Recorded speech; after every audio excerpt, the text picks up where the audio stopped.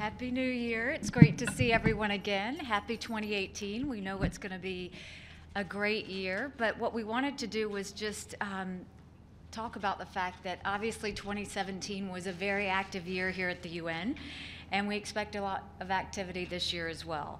We're starting off fast, and I want to touch on a few topics that are now front and center facing the world.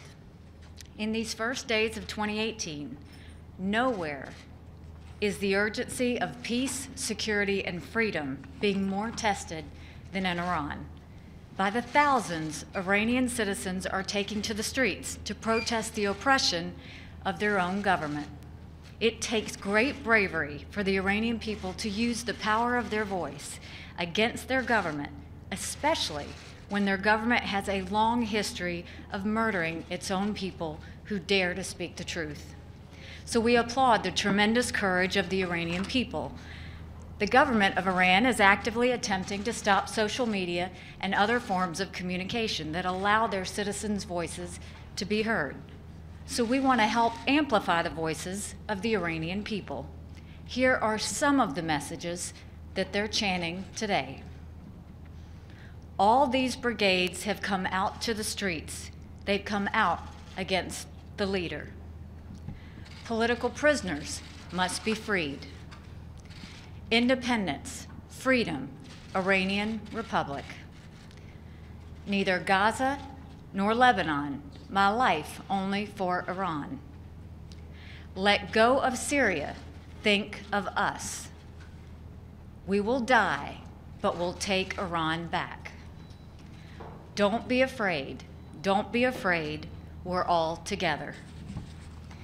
And in reference to the Supreme Leader, quote, feel some shame, let go of the country. Those are not my words. Those are not the words of the United States. Those are the words of the brave people of Iran.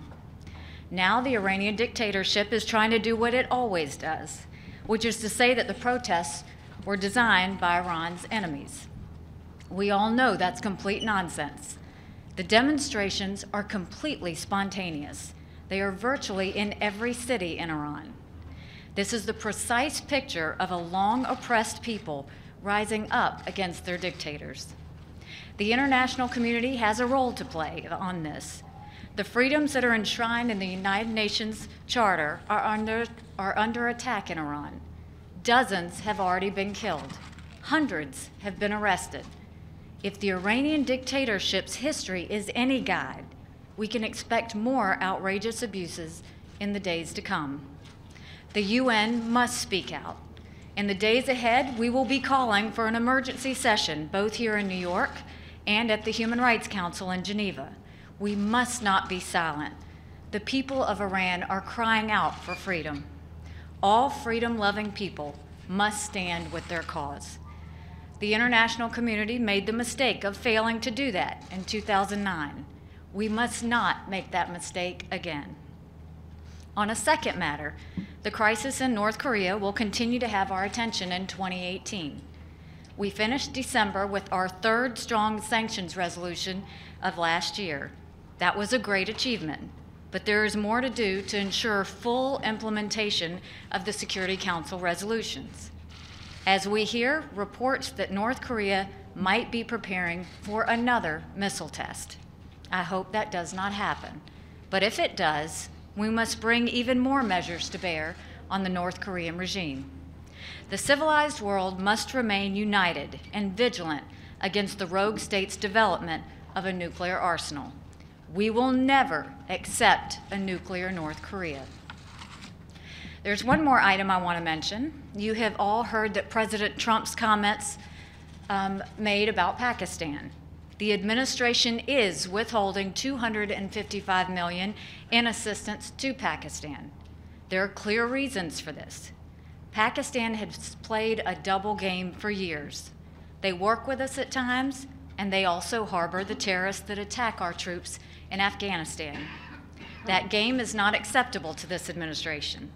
We expect far more cooperation from Pakistan in the fight against terrorism. The President is willing to go to great lengths to stop all funding from Pakistan as they continue to harbor and support terrorism. And that brings me to my final point. The Pakistan aid issue is not connected to the vote we had with Jerusalem. It is entirely connected to Pakistan's harboring of terrorists. However, as I said in December, we won't forget the Jerusalem vote. To that end, tomorrow night we are having a reception for the countries who chose not to oppose the U.S. position. This is a great sign of U.S. friendship, and I look forward to tomorrow evening. We hope to see more of this in 2018. The United States is asked to do a huge amount around the world, and we're happy to do that, but we expect to be treated respectfully in return. I wish all of you a good 2018, and I'll take a couple of questions. Yes. Thank you, Ambassador. Which UN body in New York do you want to handle Iran, and to do what? Well, I think right now we're going to have conversations with the Security Council and see what we need to do to have an emergency session. One way or the other, we will have a meeting on what is happening in Iran with the protests and their fight for freedom. Okay. Yes. Thank you, Ambassador. Margaret Bashir with Voice of America. Ambassador, in light of the protests, is there any unilateral action the United States plans to take against Iran?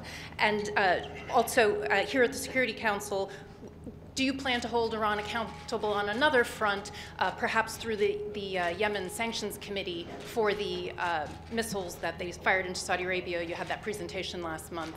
Right. There's no unilateral plans at this time that have come from the administration. What I can tell you is we are absolutely going to move forward on the missiles. You will see us look at Resolution 2231 carefully and see what needs to be changed so that we can put a stop to the Iranian testing of ballistic missiles. Yes. Joseph Klein, Canada Free Press. Will the U.S. maintain its present level of funding of the UN Relief Works Agency for Palestinian Refugees in light of the General Assembly Jerusalem resolution pushed by the Palestinians and the Palestinian UN representative's threat to unleash, quote, all the weapons we have in the UN, close quote? I think the President has basically said that he doesn't want to give any additional funding or stop funding until the Palestinians are agreeing to come back to the negotiation table. And what we saw with the resolution was not helpful to the situation. We're trying to move for a peace process, but if that doesn't happen, the President's not going to continue to fund that situation. Yes.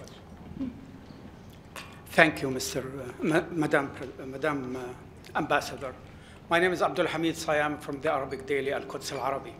Now, you're so strong when it comes to the freedom and dignity of the Iranian people, but you have different meaning of freedom and dignity when it comes to the Palestinian people who've been brutalized for over 50 years of occupation.